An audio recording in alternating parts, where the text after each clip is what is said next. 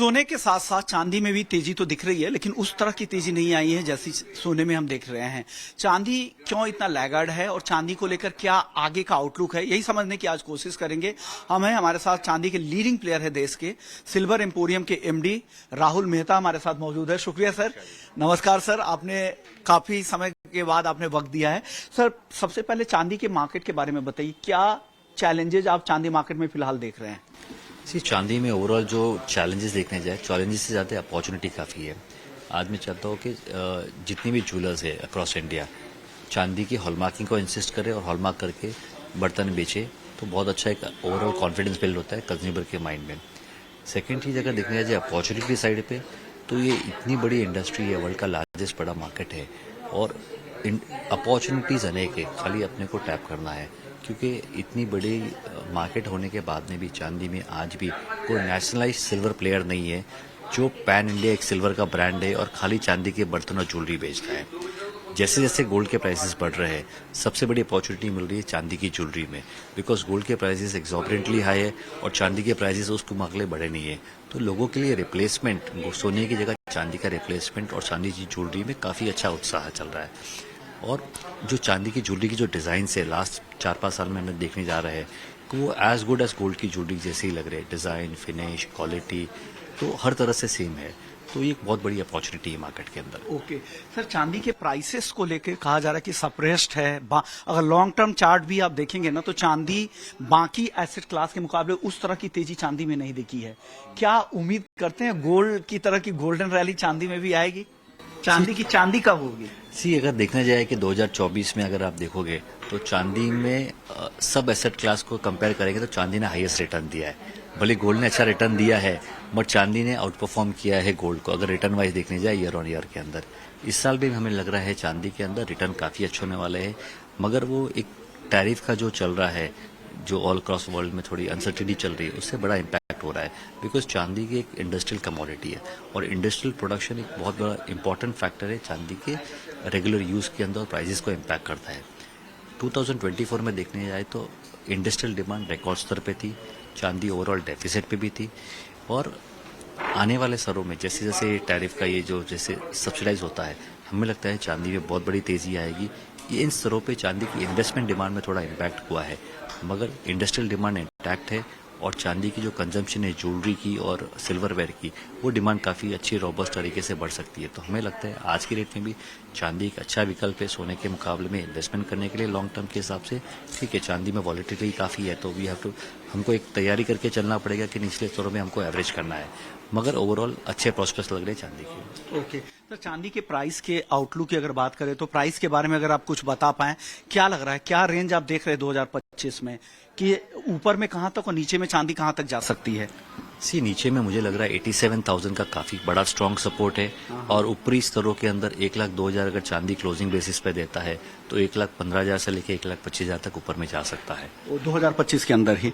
और किसी का अगर 3 साल का नजरिया है तो किस भाव तक के लिए इंतजार करना चाहिए उनको? चांदी एक बहुत ज्यादा वॉलेटाइल है, तो आप इतना लंबा होराइजन मत रखिए, रेगुलर इंटरवल पे इन्वेस्ट करिए, प्रॉफिट बुक करिए, वापस री इन्वेस्ट करिए।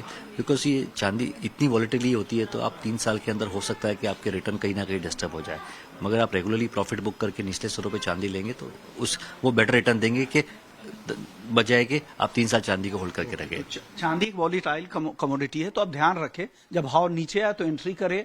जैसा राहुल जी कह रहे हैं कि 87 के आसपास अच्छा सपोर्ट है और ऊपर में 1,15, 1,25 तक इसी साल जाने की संभावना है, तो फिर वहां पर मुनाफा वसूली करें, फिर आपको डिप में मौका मिलेगा, क्योंकि चांदी हर साल दोनों तरफ के मूव देती है। हिस्टोरिकली ऐसा चांदी में देखना गया है। सर, अब डिमांड साइड की बात करते हैं, डिमांड किस तरह की है चांदी में, क्योंकि जैसा आपने कहा कि रेंज काफी बड़ी हो गई है, मिडिल क्लास तक पहुंच रही है चांदी, अलग अलग प्रोडक्ट्स के इस्तेमाल, तो क्या लोग ज्यादा खरीद रहे हैं चांदी में? चांदी में एक बहुत अच्छी चीज हुई है कि चांदी की प्राइसेस बढ़ने के कारण चांदी की लोगों की वैल्यू बढ़ गई है। लोग चाहते हैं कि घर पे गेस्ट आए तो चांदी की ग्लास में पानी पिलाए, चांदी के बर्तन में खाए, तो एक वो कमोडिटी को वैल्यू मिलना चालू हो गया है। मगर ऐसे जैसे डिमांड की देखना जाए तो चांदी की बर्तनों की काफ़ी अच्छी डिमांड है और ज्वेलरी की बहुत ज़्यादा बड़ी डिमांड है। ज्वेलरी अगर देखना जाए तो मैं बोलूँगा कि ईयर ऑन ईयर 100% के ऊपर ग्रोथ आ रही है चांदी की ज्वेलरी में। और जैसे जैसे गोल्ड के प्राइसेस बढ़ेंगे उसका डायरेक्ट इम्पैक्ट या डायरेक्ट बेनिफिट मिलेगा चांदी को। ओके। और चांदी एक एंटी बैक्टीरियल भी मानी जाती है, इस वजह से पुराने जमाने में भी इसका कई सारे बीमारियों में इस्तेमाल भी होता था। यूरोप में भी इसके इस्तेमाल होते थे मध्यकाल में। इसके अलावा चांदी से जुड़ी कुछ और बातें जो हमारे दर्शकों को शेयर करना चाहेंगे? चांदी की मैं एक ये बोलना चाहूँगा कि जब भी आप चांदी के बर्तन खरीदते हो या फिर ज्वेलरी खरीदते हो, स्पेशली बर्तन के अंदर आप जिस भी ज्वेलर से माल सामान खरीद रहे हो उसको ज्वेलर को आप ट्रस्ट करिए, मगर आप हॉलमार्किंग पे इंसर्ट करिए। हॉलमार्किंग वो दुकानदार को बोलिए मुझे कि चांदी के बर्तन हॉलमार्क करके दो। हॉलमार्क करने बहुत रीजनेबल कॉस्ट है, और मगर यही होता है कि हॉलमार्किंग करने के बाद में एक आपका इन्वेस्टमेंट सिक्योर हो जाता है लॉन्ग टर्म के हिसाब से। ऐसा नहीं होना चाहिए कि आप 3 साल बाद में उसी ज्वेलर को माल बेचने जाओ तो वो बोले कि ये चांदी की बर्तन मेरे से नहीं लिए हुए है या चांदी की प्योरिटी में कमी है। तो वो चीज़ से बचने के कारण आप कभी भी चांदी के बर्तन खरीदिए मगर उसको हॉलमार्क पे इंसिस्ट करिए। ओके सर, ज्वेलरी में कितनी हॉलमार्क की, कितनी प्योरिटी वाली ज्वेलरी का इस्तेमाल होता है चांदी में? जैसे 925 स्टर्लिंग सिल्वर का इस्तेमाल सबसे ज्यादा होता है। बर्तन में किस तरह कितनी प्योरिटी वाली चांदी बिकती है, तो ताकि लोग ध्यान रखें, अगर उस प्योरिटी की बात बता दें आप। चांदी के बर्तन में देखने जाए तो 925 हॉलमार्क वाले चांदी सबसे ज्यादा बिकती है। साथ में 95 भी बिकती है, 99 भी बिकती है। चांदी में अलग अलग मैं नहीं चाहता कि आप कौन सी क्वालिटी में इंसिस्ट करिए। 80% का भी हॉलमार्किंग अवेलेबल है, 925 का भी हॉलमार्किंग अवेलेबल है, 99 का भी हॉलमार्किंग है, मगर एक हॉलमार्किंग करके बर्तन लीजिए वो इंपॉर्टेंट है। ओके सर, अगर मैं आपके यहाँ से हॉलमार्क वाली कोई चांदी खरीदता हूँ, कहीं और रीसेल करने जाता हूँ, तो क्या रीसेल में वही भाव मिलेंगे जो चांदी के भाव बाजार में हो? क्योंकि रीसेल को लेके चांदी में काफी दिक्कतें होती है। हम छोटे ज्वेलर से माल तो खरीद लेते हैं, जब बेचने जाते हैं तो हेवी डिस्काउंट पे हमें चांदी बेचनी पड़ती है। हैवी डिस्काउंट पे इसलिए बेचना पड़ता है क्योंकि आपने किसी बर्तन हॉलमार्किंग नहीं है।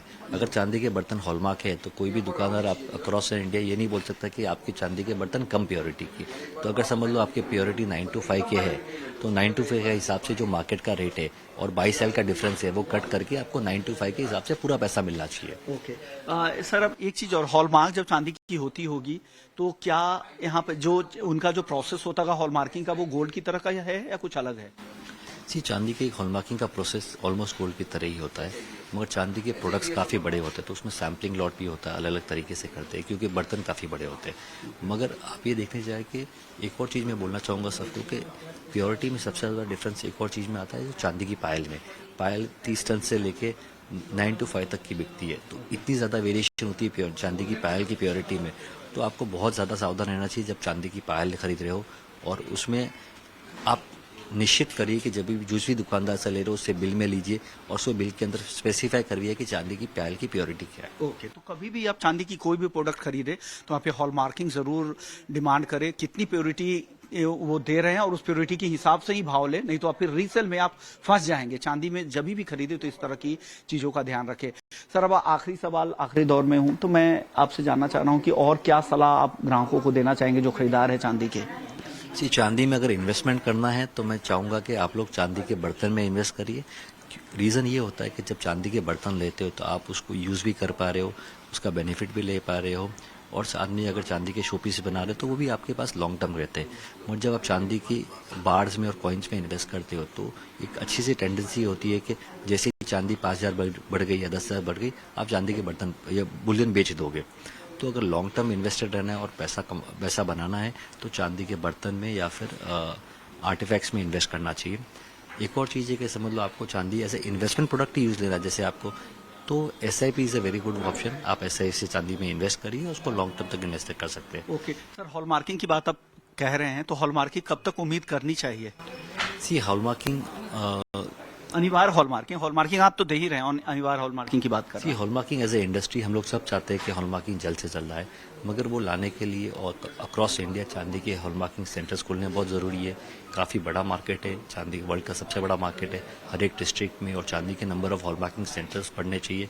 और जैसे जैसे इंफ्रास्ट्रक्चर रेडी हो जाएगा, दुकानदार सब रेडी है, दुकानदार चाहते हैं कि चांदी की अच्छी प्योरिटी बेचे, हॉलमार्क करके बेचे, और ये इंफ्रास्ट्रक्चर का इशू है जिसको BIS को मिलकर इंडस्ट्री के साथ में समझ के इसको सॉल्व करना चाहिए। शुक्रिया सर, आपने वक्त दिया और हमारे दर्शकों को बताया और चांदी के मार्केट के बारे में गाइड किया कि चांदी खरीदारों को क्या क्या ध्यान रखना चाहिए। तो ये थी चांदी की पाठशाला जिसमें आपने सुना कि चांदी का मार्केट किस तरह से बड़ा हो रहा है, क्या दायरा रहा है और प्राइस आउटलुक भी आपने सुना और साथ ही चांदी खरीदारों के लिए उन्होंने क्या क्या सलाह दी है हॉल मार्किंग के अलावा और क्या क्या उन्हें खरीदारों को क्या क्या ध्यान रखना चाहिए।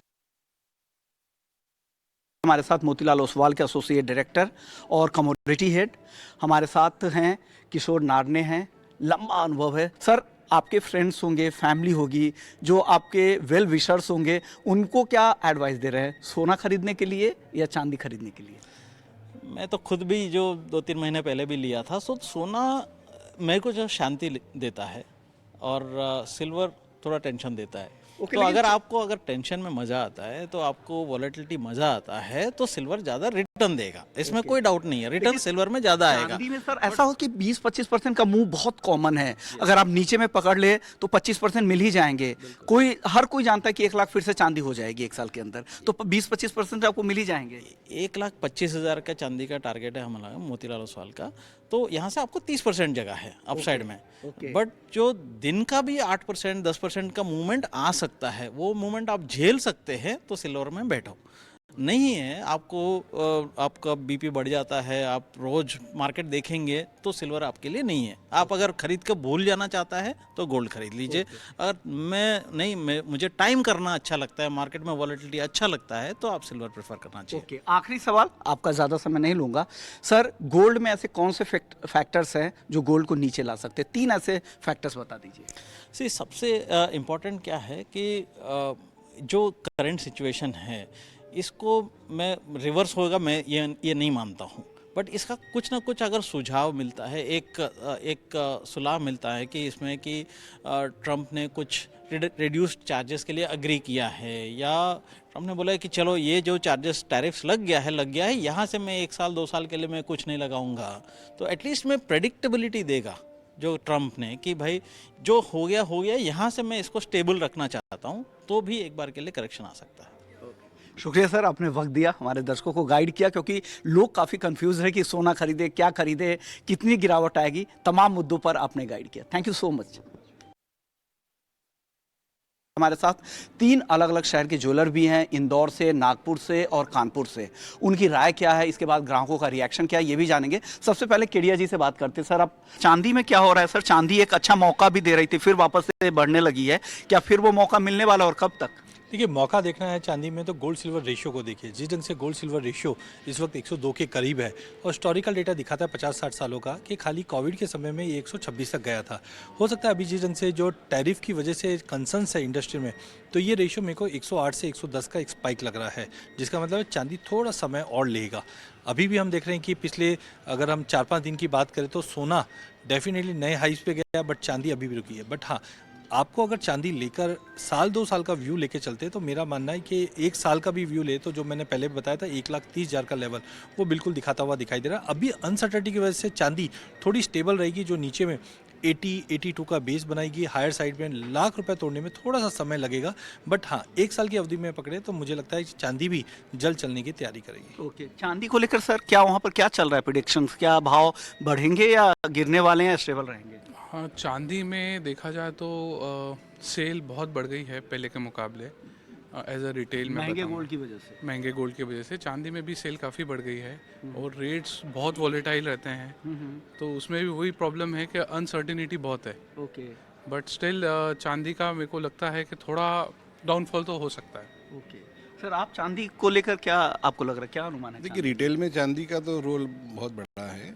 हम लोग में रिटेल में रेंज भी बहुत मेंटेन करनी पड़ती है। लास्ट ईयर के हिसाब से इस साल उल्टा ज़्यादा मैंने सिल्वर के यूटेंसिल ज़्यादा बनाए हैं। हाँ, लेकिन बिक ज़्यादा रही है, हाँ, लेकिन भाव बिक रही में है, नहीं तो दिख एक्सेप्टेंस की बात है। एक बार रेट सेटल हो जाता है तो फिर तो मुझे नहीं लगता 80 भी है या 100 भी है तो उसका कोई फर्क नहीं पड़ता। चांदी को लेकर सर क्या अनुमान है, किस तरह की चाल रहेगी चांदी की प्राइस पॉइंट ऑफ व्यू से? कानपुर में चांदी का काफ़ी बड़ा मार्केट है और थोड़ा सा चेंज हमने ट्रेंड्स में देखा है कि जैसे कि पहले चांदी में सिर्फ पूजा की थालियाँ और टी सेट, लेमन सेट और ये सब बड़े आइटम्स बिकते थे। आजकल काफ़ी अच्छी ज्वेलरी भी चांदी में हम लोग बना रहे हैं और बेच रहे हैं, और क्योंकि चांदी एक ऐसी चीज़ है जो प्रेशियस धातु में आती है और उसका प्राइस अभी थोड़ा कम पे चल रहा है, जैसे कि आपको पता है, तो उसके हिसाब से उसका ट्रेंड बढ़ा है पहले से। और पायल बिछिया तो हमेशा ही बिकते हैं, तो वो तो बिकते ही रहते हैं। अब प्राइस पॉइंट ऑफ व्यू से क्या लग रहा है? I would say this is a good low point because अभी 96 जैसा जो 97 96 जो पॉइंट चल रहा है, ये अच्छा पॉइंट है लेने का, बिकॉज अभी भी बहुत ज़्यादा हाई नहीं है चांदी देन द हाईएस्ट हाई जो था. Thank you sir, thank you आप सभी मेहमानों का, आप लोगों ने वक्त दिया.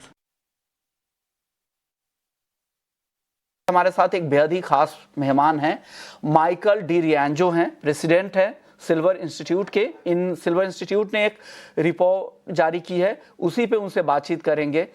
Thank you mister De Rienzo. The silver market is projected to experience its 5th consecutive year of deficit in 2025. What are the primary factors contributing to this sustained deficit, and how might this influence long-term price stability? Mr. Di Rianjo. Well, first of all, thank you for having me this morning or this afternoon in India. I'm actually going to India tomorrow for our India Silver Conference in Udaipur beginning on Friday night. But to your question, the fundamentals of the market are extraordinarily strong. Last year, we experienced yet another deficit in the market. That deficit was a little bit smaller than the previous years, but nonetheless, quite frankly, we project that we'll have another deficit this year.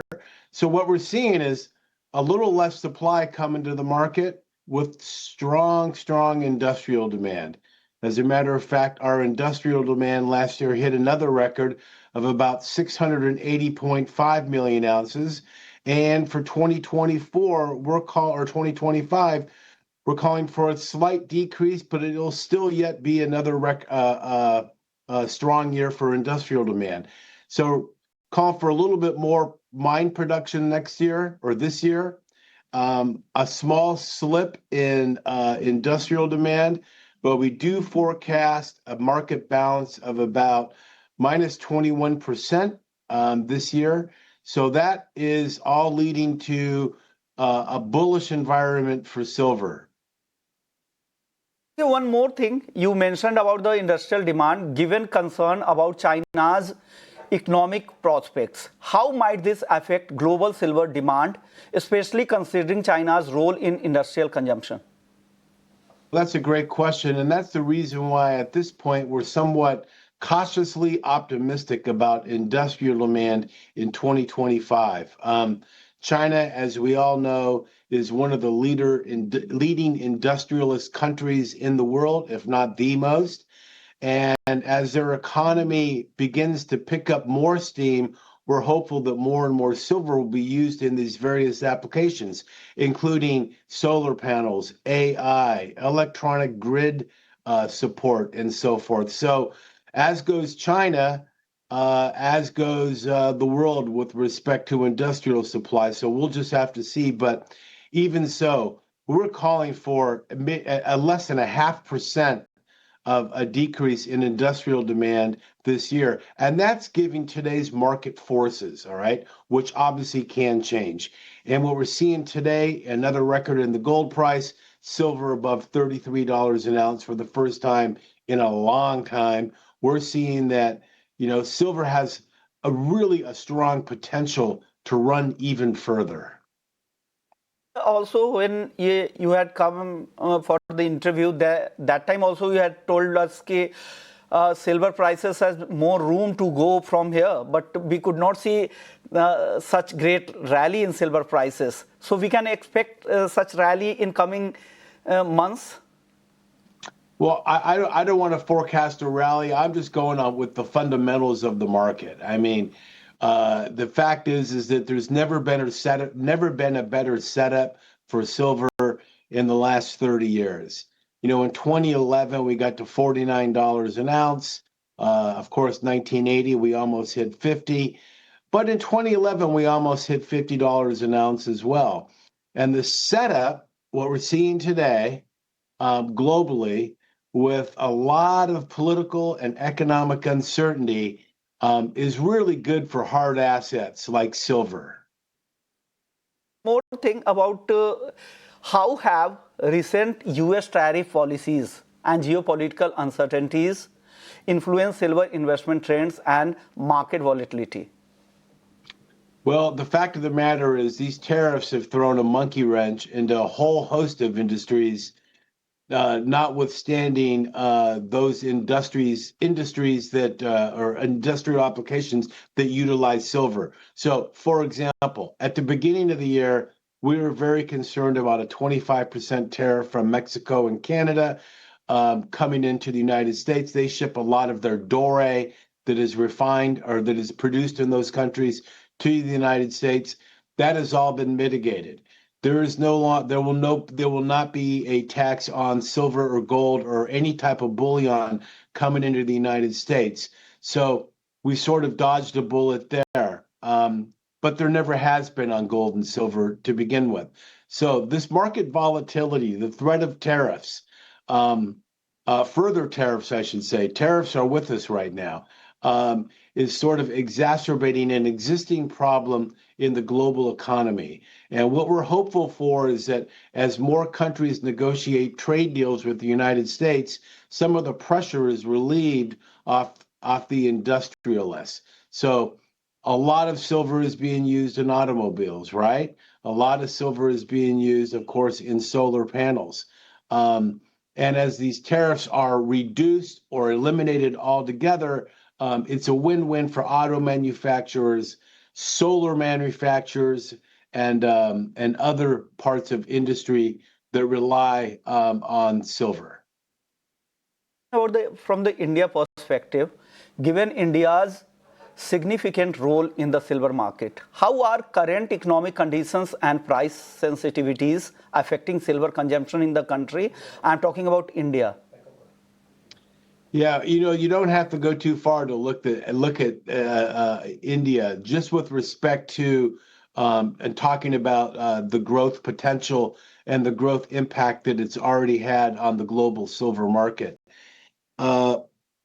One of the interesting things is about India is your exchange traded products are continuing to show extraordinary growth, and they've only been on the market for just several years. This is very interesting to us here at the Silver Institute, because what it's showing is that there's a desire for silver investment within India. Of course, you're a leader in jewelry, you're a leader in silverware. You have one of the top 5 silver mining companies in Hindustan Zinc.